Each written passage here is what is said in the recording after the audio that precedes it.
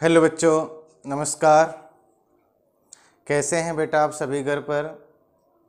उम्मीद है आप सभी स्वस्थ होंगे घर पर और अपनी पढ़ाई बेटा अच्छे से कर पा रहे होंगे। तो बेटा लास्ट वीडियो लेक्चर में हमने पढ़ा था और एक टॉपिक मोस्ट इम्पोर्टेंट हमने आपको बताया था, वो था आपके पास बेटा बोर्स मैग्नेटॉन।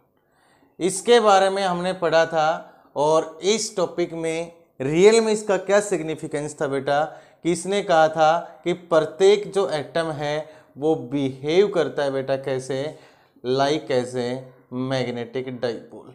यही पढ़ा था कि बोहर मैग्नेटॉन में आपने पढ़ा था कि प्रत्येक एटम बेटा किसकी तरह बिहेव करता है, मैग्नेटिक डाइपोल, और मैग्नेटिक डाइपोल की तरह बिहेव करता है। और बोहर मैग्नेटॉन जो हमने निकाला था बेटा उसकी वैल्यू म्यू बी थी, जिसको बेटा हम लिखते थे E H divided by 4πm। ये फॉर्मूला निकल के आया था बेटा E H divided by 4πm, जिसकी वैल्यू बेटा रखी थी हमने तो 9.27 इंटू 10⁻⁻24 एम्पियर मीटर स्क्वायर। ये आपके पास थी बेटा बोहर मैग्नेटॉन की वैल्यू, ठीक है। और ये कंसेप्ट बेटा हम पढ़ चुके थे। इसके बाद हमने दो इंपॉर्टेंट बेसिक डेफिनेशन पढ़ी थी बेटा, और वो एक तो हमने पढ़ी थी लास्ट वीडियो लेक्चर में, वो पढ़ी थी बेटा रिलेटिव मैग्नेटिक परमिएबिलिटी। एक तो बेटा हमने पढ़ी थी रिलेटिव मैग्नेटिक परमिएबिलिटी, जिसको बेटा हमने म्यू आर के नाम से लिखा था। और इसके दो फॉर्मूले लिखे थे, या तो बेटा हमें क्या लिखना था, म्यू बटा म्यू नोट। इसका मीनिंग क्या था बेटा, इसका मीनिंग था कि magnetic permeability in medium to magnetic permeability in a vacuum. और दूसरा बेटा हमने इसी फॉर्मूले को लिखा था, वो लिखा था mu are is equals to B बटा बी नोट, कि मैग्नेटिक फील्ड लाइंस किसी मीडियम के अंदर रखी, उसके बाद मीडियम की जगह क्या लगा दी, वैक्यूम, तो मैग्नेटिक फील्ड लाइंस का रेशियो भी क्या कहलाता, रिलेटिव मैग्नेटिक परमेबिलिटी। और इट हैज नो यूनिट, क्या थी बेटा, इसकी कोई भी यूनिट नहीं होती है। ये सारी बातें हमने लास्ट वीडियो लेक्चर में पढ़ी थी बेटा। और एक हमने मैग्नेटिक फ्लक्स डेंसिटी की वैल्यू पढ़ी थी, जो फॉर्मूला लगाया था हमने q v B sine of theta. यहाँ से हमने बी की वैल्यू पढ़ी थी, मैग्नेटिक फ्लक्स डेंसिटी। ऐसा यूनिट आपको पता है बेटा क्या होती है, टेस्ला। और सीजीएस यूनिट क्या होती है, मैग्नेटिक आपके पास फ्लक्स डेंसिटी की, गॉस। और हमने क्या लिखा था, 1 gauss is equal to 10⁻⁻4 tesla. तो सबसे पहले तो बेटा नेक्स्ट टॉपिक को शुरू करने से पहले आपको बता देता हूं कि जो लास्ट वीडियो लेक्चर जिस भी बच्चे ने नहीं देखा है तो बेटा उसको पहले कंप्लीटली देख ले, क्योंकि लास्ट वीडियो लेक्चर अगले के साथ रिलेटेड है। तो आशा है प्रत्येक स्टूडेंट ने इस वीडियो लेक्चर को एंड तक जरूर देखा होगा। आज का जो बेटा अपना नया टॉपिक है, वो हमने जो कल वीडियो लेक्चर पढ़ा था उसके अंदर सम बेसिक इंपॉर्टेंट टर्म्स पढ़ रहे थे। जैसे हमने 2 टर्म्स पढ़ ली थी, और आज उसी को आगे बढ़ाते हुए बेटा थर्ड टर्म डिस्कस करते हैं, जिसका नाम है मैग्नेटाइजिंग फोर्स या मैग्नेटाइजिंग इंटेंसिटी। देखें, तीसरी जो मोस्ट इंपॉर्टेंट अपने पास डेफिनेशन है वो है बेटा मैग्नेटाइजिंग फोर्स या मैग्नेटाइजिंग इंटेंसिटी। ये दो नाम है बेटा, और इसको रिप्रेजेंट किया जाता है वो एच से। किससे रिप्रेजेंट करते हैं, एच से। दो चीज है बेटा अपने पास, मैग्नेटाइजिंग फोर्स या मैग्नेटाइजिंग इंटेंसिटी। एक ही मीनिंग है दोनों का, और ध्यान से देखें, it may be define as number of ampere turns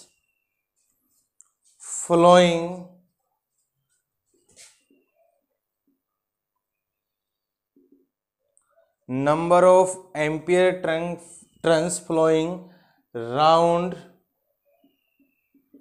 unit length of solenoid and toroid, solenoid and toroid to produce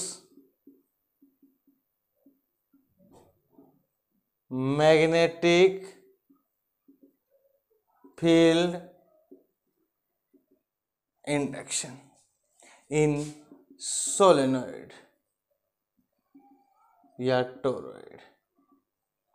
देखें, बात करते हैं। सबसे पहले कंडीशन अपने पास क्या निकल के आती है, it may be define as the number of ampere turns. दो चीज बेटा हम पढ़ चुके हैं। ये डायग्राम हम किसके लिए पढ़ चुके हैं, सोलेनॉइड के लिए, ठीक है बेटा। दूसरा ये डायग्राम है, ये बेटा हम पढ़ चुके हैं, इस तरीके की बाइंडिंग जो अपने पास थी, ठीक है। दो तार आपके पास, दो एंड थे। ये आप बेटा आपके पास किसके लिए पढ़ चुके हो, टोरॉइड। दोनों चीज पढ़ चुके हैं। ये बेटा सोलेनॉइड है, ये क्या है, टोरॉइड। दोनों का मैग्नेटिक फील्ड का फॉर्मूला भी पढ़ चुके हो। बी क्या होता था बेटा, mu not an into I. Magnetic field through solenoid and toroid की अगर बात करते हैं फ्री स्पेस के लिए, तो बी की वैल्यू क्या थी, म्यू नॉट एन इंटू आई। और मीडियम की बात करें तो बी बराबर म्यू इंटू एन इंटू आई। अगर हम बात करते हैं बेटा, सबसे पहले सोलेनॉइड के लिए भी यही फॉर्मूला निकाला था और टोरॉइड के लिए भी यही फॉर्मूला निकाला था। एक बात जरूर देखें कि इसने क्या कहा कि it may be define as number of ampere turns. एक वर्ड है यहाँ पे एम्पियर और टर्न्स, इसका मतलब ऐसे टर्न्स जिसके अंदर करंट फ्लो करता है। तो इसके पास भी सर्कुलर टर्न्स हैं जिनके अंदर करंट फ्लो करता है, तो इसको नाम दे दिया बेटा एम्पियर टर्न्स। क्या नाम दिया, एम्पियर टर्न्स। ऐसे ही इसके ऊपर ये जो होलो वायर है और इसके ऊपर ऐसे तार लिपटे हुए हैं, तो इसके पास भी क्या है, टर्न्स हैं और करंट फ्लो करता है, तो उनको क्या नाम दिया, एम्पियर टर्न्स। बोलो क्या नाम दिया, एम्पियर टर्न्स। अब बात करते हैं कि number of ampere turns flowing around unit length of solenoid. जैसे 1 मीटर लेंथ में बेटा 10 टर्न, कितने हैं, 10 टर्न। एक यूनिट लेंथ में कितने टर्न है बेटा, 10 टर्न है। तो डिनोट करते हैं number of turns per unit length. किसको डिनोट कर रहे हैं, एन डिनोट कर रहा है। कौन कर रहा है, एन।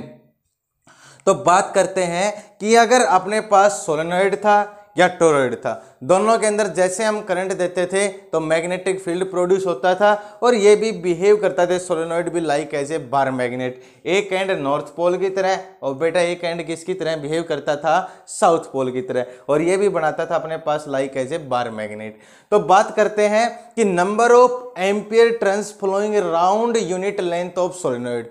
चाहे सोलेनॉइड हो चाहे टोरॉइड हो, उसके अंदर यूनिट लेंथ में, मतलब 1 मीटर लेंथ में जितने नंबर ऑफ एम्पियर टर्न्स होंगे, जितने टर्न्स होंगे जिनके अंदर करंट फ्लो करता है, वो क्या प्रोड्यूस करेंगे बेटा, मैग्नेटिक फील्ड इंडक्शन। अब दूसरी बात करें कि हमने 10वीं क्लास में एक टॉपिक पढ़ा था बेटा, इलेक्ट्रोमैग्नेट। इलेक्ट्रोमैग्नेट क्या होता था कि सोलेनॉइड के अंदर एक आयरन की रोड रख दें, तो सोलेनॉइड के अंदर जैसे हम करंट देंगे तो सोलेनॉइड किसकी तरह बिहेव करेगा, बार मैग्नेट की तरह, क्योंकि सोलेनॉइड में क्या प्रोड्यूस होगा, मैग्नेटिक फील्ड। और एक एंड किसकी तरह काम करेगा, नॉर्थ, और एक किसकी तरह करेगा, साउथ। और सोलेनॉइड में बेटा एक आयरन रोड रखते हैं तो वो आयरन भी इसकी प्रॉपर्टी को क्या करना शुरू कर देगा, रिसीव। तो ये क्या हो जाएगा बेटा, मैग्नेटाइज। क्या होगा, मैग्नेटाइज। तो ये सोलेनॉइड इसको कितने फोर्स से, कितनी इंटेंसिटी से इस आयरन रोड को मैग्नेटाइज कर सकता है, इसके अंदर मैग्नेटिक फील्ड की प्रॉपर्टी को डाल सकता है, वही चीज क्या कहलाती है, मैग्नेटाइजिंग फोर्स। क्या कहलाएगी, मैग्नेटाइजिंग फोर्स। लेकिन मीनिंग देखना, नंबर ऑफ एम्पियर टर्न्स, इसका मतलब नंबर ऑफ एम्पियर टर्न्स मतलब n, number of ampere turns 10 भी, 15 भी, 20। एम्पियर का मतलब क्या हो गया बेटा, करंट। तो number of ampere turns per unit length, तो इसका मतलब नीचे कितना लिख दूं, 1 मीटर। तो इसका मतलब नंबर ऑफ एम्पियर टर्न्स, तो नंबर का मतलब नंबर ऑफ टर्न्स, एम्पियर का मतलब क्या हो गया, करंट। पर यूनिट लेंथ मतलब 1 मीटर। तो यही फॉर्मूला बेटा किसका निकल के आया, H। या तो इसको लिखो मैग्नेटाइजिंग फोर्स या इसको क्या लिखो, मैग्नेटाइजिंग इंटेंसिटी। तो इसमें कहने का मतलब ये है कि 1 मीटर लेंथ के अंदर जितने भी टर्न होंगे वो सोलेनॉइड के हो चाहे टोरॉइड के हो, क्या प्रोड्यूस करेंगे, मैग्नेटिक फील्ड। और वो मैग्नेटिक फील्ड किसी भी जो फेरोमैग्नेटिक सब्सटेंस कह दो या आयरन निकल कोबाल्ट, उसको कितनी पावर तक मैग्नेटाइज कर सकता है, वो क्या कहलाएगा, मैग्नेटाइजिंग फोर्स। क्या कहलाएगा, मैग्नेटाइजिंग फोर्स। तो क्या फॉर्मूला बन गया अब अपने पास, अगर हम बात करें बेटा यहां से, तो इसको मैंने क्या लिखा है, H। तो देखो B की वैल्यू क्या बनी, म्यू नॉट और N इंटू आई और डिवाइडेड बाई 1, कोई फर्क नहीं पड़ेगा, N एज इट इज रहेगा। तो इसका फॉर्मूला क्या निकल के आ गया, B बराबर म्यू नॉट इंटू H। और H यहाँ पे क्या है, मैग्नेटाइजिंग फोर्स। और साफ साफ नजर आ रहा है H को क्या लिखा जा सकता है, N into I, number of ampere turns जिसमें करंट फ्लो करता है ऐसे टर्न्स। और पर यूनिट लेंथ के लिए क्या लिख दिया, 1। तो इसका मतलब इसकी यूनिट भी निकालें तो नंबर ऑफ एम्पियर टर्न्स। तो एम्पियर देखो ऊपर बेटा करंट हो गया, नीचे आपके पास लेंथ थी पर यूनिट लेंथ मीटर। तो याद रखना H की जो SI यूनिट है बेटा वो क्या बनेगी, एम्पियर पर मीटर। बोलो क्या बनेगी, एम्पियर पर मीटर। बहुत इंपॉर्टेंट आपके पास डेफिनेशन है और ये फॉर्मूला आगे जाके हम इसका यूज करेंगे। अगर मीडियम की बात करते तो बेटा यहाँ पे म्यू नॉट हट जाता और B की वैल्यू क्या निकल के आती, म्यू इंटू H। क्या लिख लेते हैं यहाँ पे, म्यू इंटू H। तो ये डेफिनेशन थी कि number of ampere turns per unit length, जितना मैग्नेटिक फील्ड सोलेनॉइड और टोरॉइड प्रोड्यूस करेगा वही चीज क्या कहलाएगी अपने पास है, मैग्नेटाइजिंग फोर्स।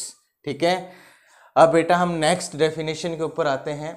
और नेक्स्ट, और इसकी SI यूनिट अपने पास बेटा क्या निकल के आई है, एम्पियर पर मीटर। क्या लिख सकते हैं इसको, एम्पियर पर मीटर।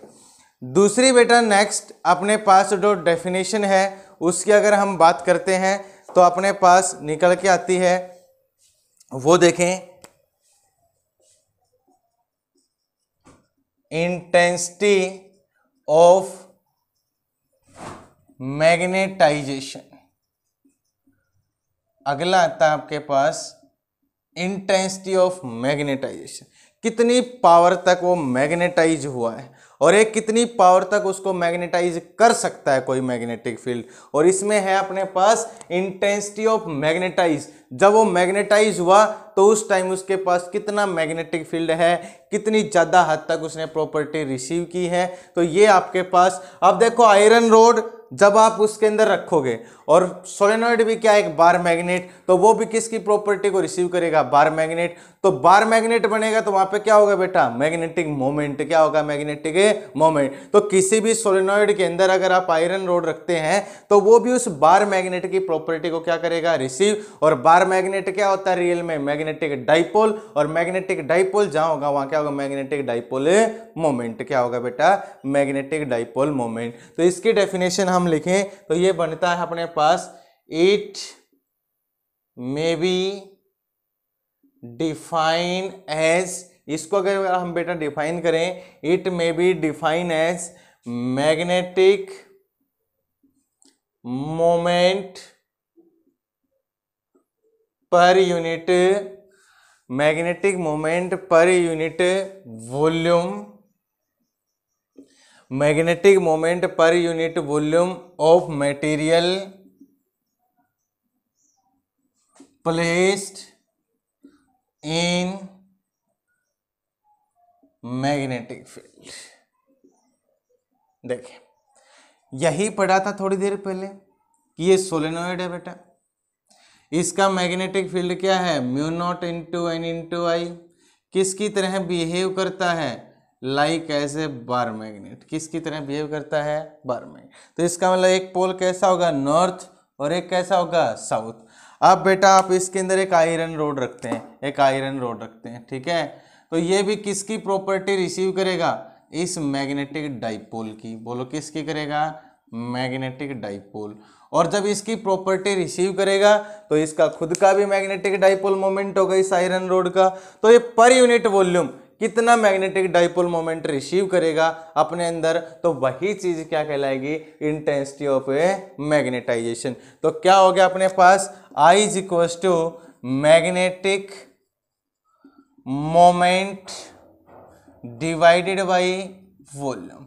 कितना magnetic moment per unit volume ये रिसीव करेगा। जैसे 1 मीटर क्यूब में 5 एम्पियर मीटर स्क्वायर, फिर अगले 1 मीटर क्यूब में 5 एम्पियर मीटर स्क्वायर। तो इस तरीके से मैग्नेटिक मोमेंट का मतलब क्या हुआ कि कितना मैग्नेटिक डाइपोल, वो भी मैग्नेटिक डाइपोल की तरह बिहेव करेगा, कितना मैग्नेटिक डाइपोल उसने अपने अंदर रिसीव किया, मैग्नेटिक डाइपोल मोमेंट रिसीव किया है, तो वही चीज it may be define as magnetic moment per unit volume of material. जो मटेरियल हमने किसके अंदर रखा है, मैग्नेटिक फील्ड। और बेटा मैग्नेटिक फील्ड किसका है, सोलेनॉइड का, और सोलेनॉइड का मैग्नेटिक फील्ड क्या है, mu not an into I. तो कहने का मतलब सोलेनॉइड और टोरॉइड में कोई भी मैग्नेटिक मटेरियल रखने के ऊपर वो कितना magnetic moment per unit volume receive करेगा, वही चीज क्या कहलाएगी, इंटेंसिटी ऑफ ए मैग्नेटाइजेशन। अब हम बात कर लेते हैं unit, SI unit of I intensity. तो ऊपर क्या है बेटा, मैग्नेटिक मोमेंट, और मैग्नेटिक मोमेंट की यूनिट आपको पता है एम्पियर मीटर स्क्वायर। नीचे क्या है बेटा, वॉल्यूम, वॉल्यूम की यूनिट क्या होती है, मीटर क्यूब। 2 पावर तो कैंसिल हो जाएंगे, एक नीचे बचेगी, क्या लिख सकते हैं, एम्पियर मीटर इनवर्स। बोलो क्या लिख सकते हैं, एम्पियर मीटर इनवर्स। तो 2 चीज आपने देखी, मैग्नेटाइजिंग फोर्स और इंटेंसिटी ऑफ मैग्नेटाइजेशन। दोनों की यूनिट बेटा क्या निकल के आई है, एम्पियर मीटर इनवर्स। क्या निकल के आई अपने पास, एम्पियर मीटर इनवर्स। ये थी बेटा आपके पास नेक्स्ट डेफिनेशन। अब इसके पास अपने लास्ट डेफिनेशन निकल के आती है, और उसको देखें बेटा एक बार ध्यान से। लास्ट डेफिनेशन की अगर हम बात करते हैं तो क्या निकल के आती है, देखें। लास्ट डेफिनेशन अपने पास निकल के आती है मैग्नेटिक ससेबिलिटी, और इसकी बात करते हैं मैग्नेटिक ससेबिलिटी। अब देखिए बात करते हैं मैग्नेटिक ससेबिलिटी के लिए।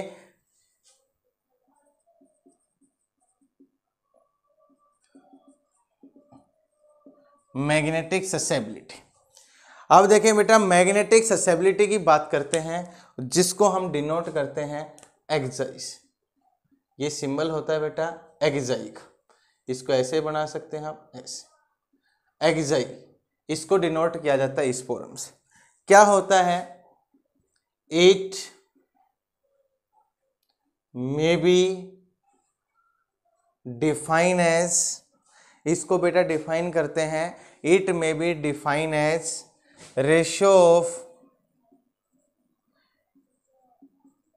Intensity of magnetisation to magnetising force. ये it may be define as ratio of intensity of magnetisation to magnetising force. देखो रियल में क्या होता है बेटा, एक्साई। इंटेंसिटी ऑफ मैग्नेटाइजेशन को किससे डिनोट करते हो, आई से। मैग्नेटाइजिंग फोर्स को किससे डिनोट किया था, एच से। तो रियल में ससेबिलिटी किस किस का रेशियो होता है बेटा, it is ratio of intensity of magnetisation, जो अभी अभी पढ़ा है कि magnetic moment per unit volume, to magnetising force. ठीक है, तो आई बटा क्या लिखा हमने, एच, और इसी का रेशियो क्या कहलाएगा बेटा, मैग्नेटिक ससेबिलिटी। आपने अभी अभी देखा था आई की यूनिट भी एम्पियर पर मीटर और इसकी यूनिट भी एम्पियर पर मीटर। तो ससेबिलिटी हैज नो यूनिट, इसकी बेटा कोई भी यूनिट नहीं होती है। तो ससेबिलिटी की बेटा अपने पास कोई भी यूनिट नहीं होती है, और नो डायमेंशन, कोई भी डायमेंशन नहीं होता है। ठीक है, susceptibility has no unit and no dimension. तो ये किस किस का रेशियो आया बेटा अपने पास, कि ससेबिलिटी क्या है रियल में अगर हम बात करें तो ससेबिलिटी किस किस का रेशियो बेटा, intensity of magnetisation to magnetising force क्या कहलाता है, ससेबिलिटी। और एक चीज आपको बता देता हूं, ये हम प्रूफ भी करेंगे बेटा आगे चल के। एक आपको पढ़ाया था relative magnetic permeability mu r, और ससेबिलिटी 1 + xi, ये रिलेशन होती है, बहुत बार पूछी जाती है, इसका हम प्रूफ भी करेंगे कि relation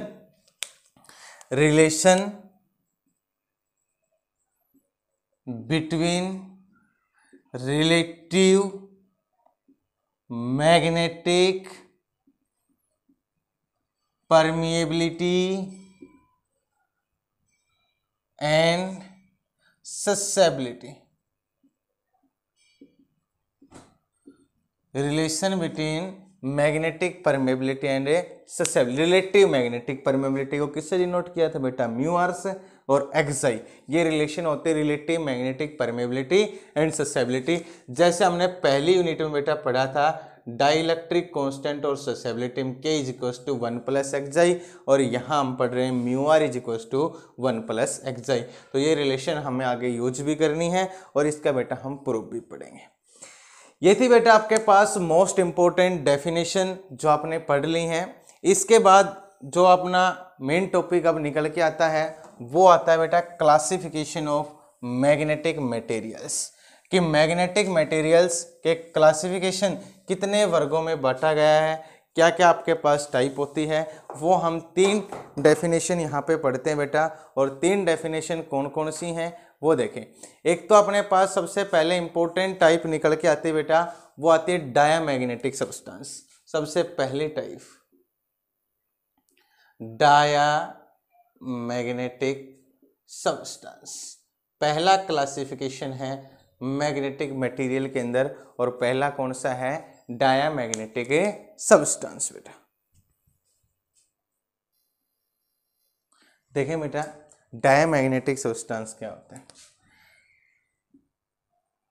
These are those substance which placed in external magnetic field, they get feebly magnetized in opposite direction of magnetic field।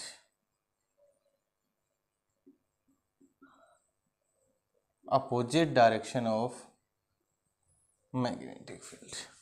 देखें सबसे पहले हम बात करते हैं कि ऐसे सब्सटेंस, दीज आर दो सब्सटेंस, ऐसे सब्सटेंस जिनको बेटा किसी एक्सटर्नल मैग्नेटिक फील्ड में रखें और रखने के बाद या तो बेटा वो मैग्नेटाइज ना हो, बहुत ही कम मैग्नेटाइज हो, या अगर फीबली का मतलब होता है वेरी लेस, बहुत कम मैग्नेटाइज हो, लेकिन जैसे भी मैग्नेटाइज हो तो वो कैसी प्रॉपर्टी रिसीव करेंगे, जिस तरफ जैसा आप मैग्नेटिक फील्ड दे रहे हो उससे opposite direction of a magnetic field. अभी इसका मीनिंग आपको बताएंगे। फॉर एग्जांपल कौन से ऐसे सब्सटेंस हैं जो डायमैग्नेटिक सब्सटेंस के अंदर आते हैं। सबसे पहले एंटोमनी, बिस्मिथ, बेटा antimony, bismuth, copper, lead, silver, gold, water alcohol,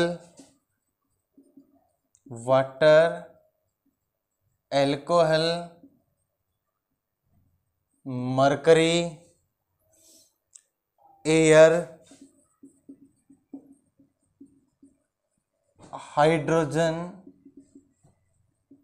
nitrogen etcetera. ये बात करते हैं बेटा। और एक और भी लिख सकते हैं, ऑल इनर्ट गैसेस। ये एग्जाम्पल भी पूछ लिया जाता है कि इनमें से कौन सा डाया है, कौन सा पैरामैग्नेटिक है, कौन सा बेटा फेरोमैग्नेटिक है। तो सबसे पहले बात करते हैं कि ऐसे सब्सटेंस जिनको किसी एक्सटर्नल मैग्नेटिक फील्ड में रखें। सपोज दैट ये मैग्नेटिक फील्ड है बेटा, ये नॉर्थ पोल है, ये साउथ पोल है। इसमें हमने कोई भी सब्सटेंस रखा डायामैग्नेटिक सब्सटेंस, डायामैग्नेटिक सब्सटेंस, लेकिन जैसे ही हमने इसको रखा तो ये यहाँ रुकना पसंद नहीं करेगा, क्योंकि ये मैग्नेटाइज नहीं होना चाहता। मैग्नेटाइज नहीं होना चाहता, इसका मीनिंग क्या है बेटा, ये अपने अंदर से इन मैग्नेटिक फील्ड लाइंस को पास नहीं होने देगा। इसका मीनिंग क्या है कि ये अपने अंदर से इन मैग्नेटिक फील्ड लाइंस को पास नहीं होने देगा। तो इसका मतलब क्या है कि ये जो इसका सबसे लॉन्गेस्ट एक्सिस है, ये कौन सा एक्सिस है बेटा, लॉन्गेस्ट एक्सिस, ठीक है।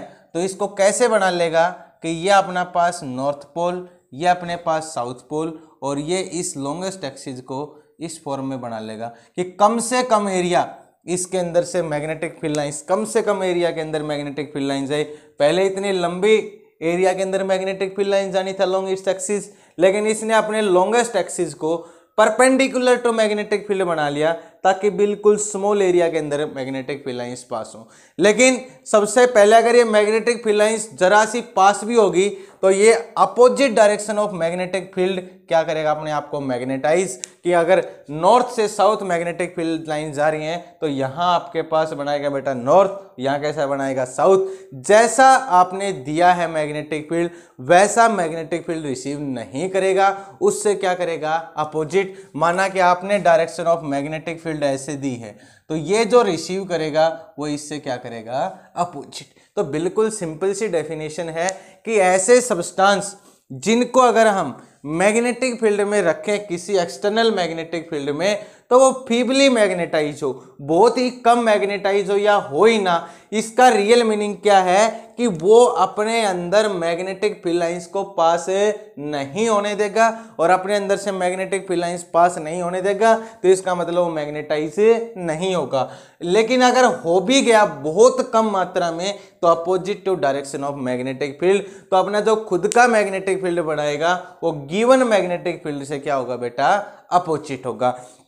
और अगर ये डायमैग्नेटिक सब्सटेंस रखा है तो इसका सबसे लंबा एक्सिस ये है, तो इसके अलोंग सबसे लॉन्गेस्ट दूरी तक मैग्नेटिक फील्ड लाइन जाएंगी, लेकिन ये पूरे एरिया में पास नहीं करवाना चाहता, मैग्नेटाइज नहीं होना चाहता, तो सबसे जो लॉन्गेस्ट एक्सिस है बेटा उसको परपेंडिकुलर बना लेगा ताकि कम से कम विड्थ के अंदर मैग्नेटिक फील्ड लाइंस इसके अंदर से क्रॉस करें। तो अगर हम बात करें तो इसके एग्जाम्पल बेटा हमने बता दिए हैं। क्या क्या एग्जाम्पल आपके पास निकल के आए हैं वो आपके पास ये हैं कि antimony, bismuth, copper, lead, water, alcohol, mercury, all inert gases, air, hydrogen, nitrogen, ये सारे किसके हैं बेटा आपके पास, ये सारे एग्जाम्पल हैं बेटा, ये किसके हैं, डायामैग्नेटिक सब्सटेंस के। तो पहला केस आपके पास रखते हैं हम, तो ये क्या सिचुएशन निकल के आता है कि आपके पास डायामैग्नेटिक सब्सटेंस का क्वेश्चन बनाएगा पेपर में कि इस तरीके से डायग्राम देगा, ये आपके पास कह देगा और इस तरीके से मैग्नेटिक फील्ड लाइंस पास करवाएगा। यस, पूछेगा बताएं कौन सा मैग्नेटिक मटेरियल है। देखो क्या एक भी मैग्नेटिक फील्ड लाइंस बेटा इससे पास हो रही है, नहीं हो रही है, तो इसका मतलब ये सब्सटेंस कैसा होगा, डायामैग्नेटिक सब्सटेंस। ऐसे सब्सटेंस जो अपने अंदर से एक भी मैग्नेटिक फील्ड लाइंस को पास ना होने दे वो सब्सटेंस कैसे कहलाते हैं, डायामैग्नेटिक सब्सटेंस। दूसरी प्रॉपर्टी की बात करते हैं। दूसरी प्रॉपर्टी की अगर हम बात करें तो अपने पास क्या होता है, diamagnetic substance, diamagnetic substance move from stronger magnetic field to lower magnetic field.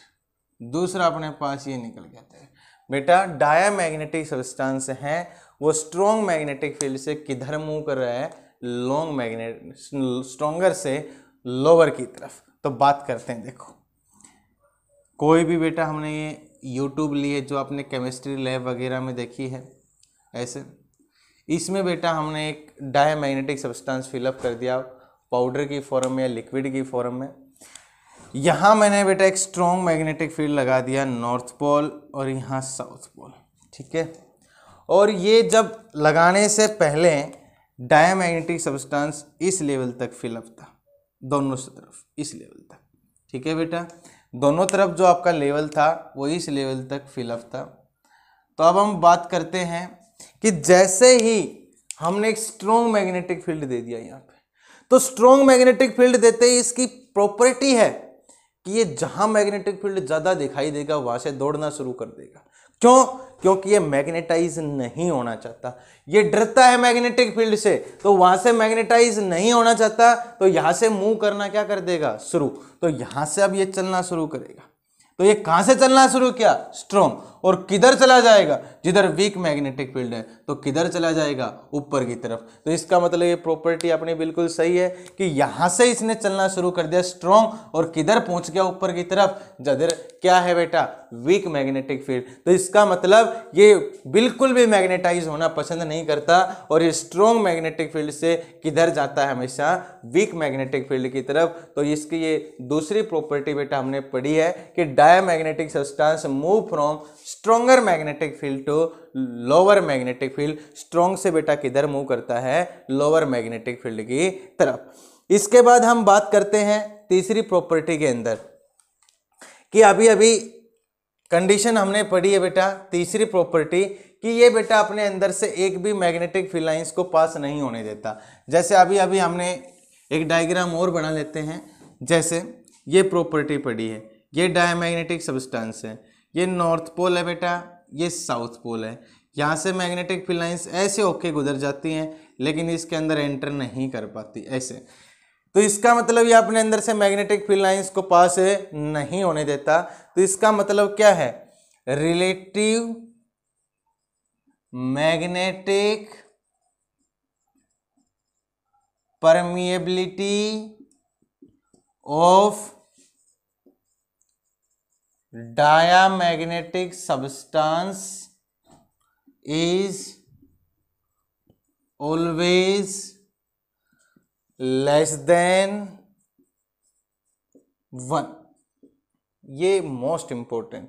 क्या कहा है बेटा कि अगर आपके पास ऐसी सिचुएशन आती है डायमैग्नेटिक, तो अपने अंदर से कोई भी मैग्नेटिक फील्ड लाइंस को पास नहीं होने देगा।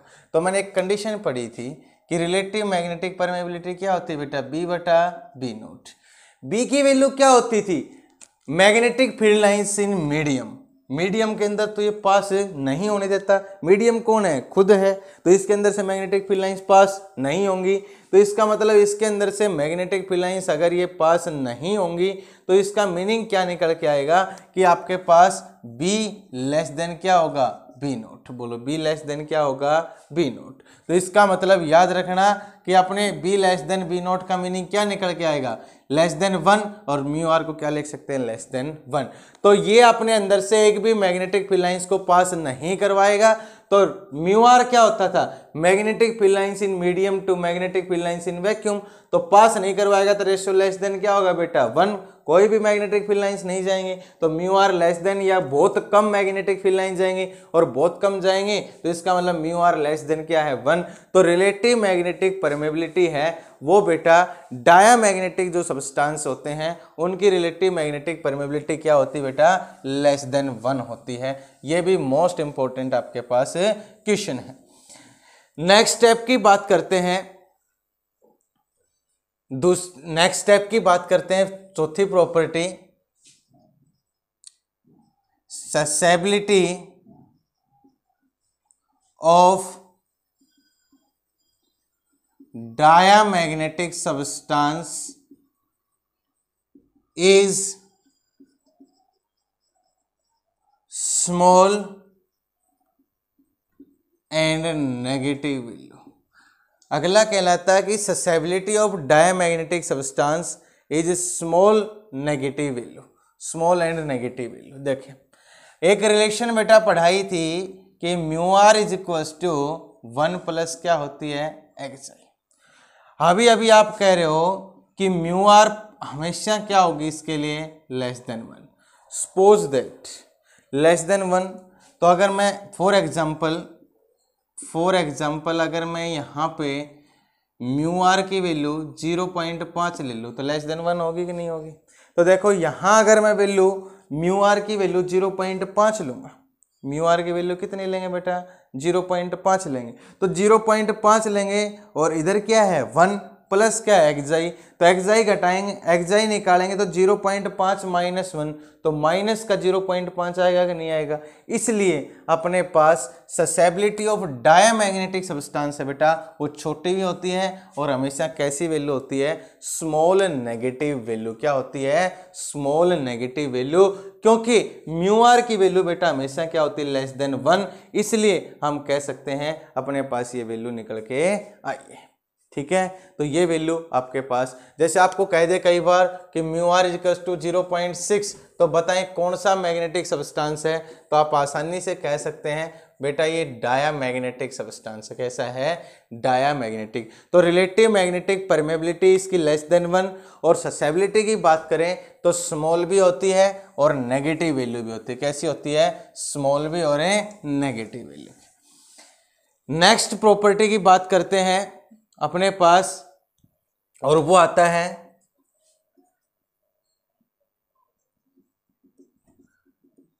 Susceptibility of diamagnetic substance does not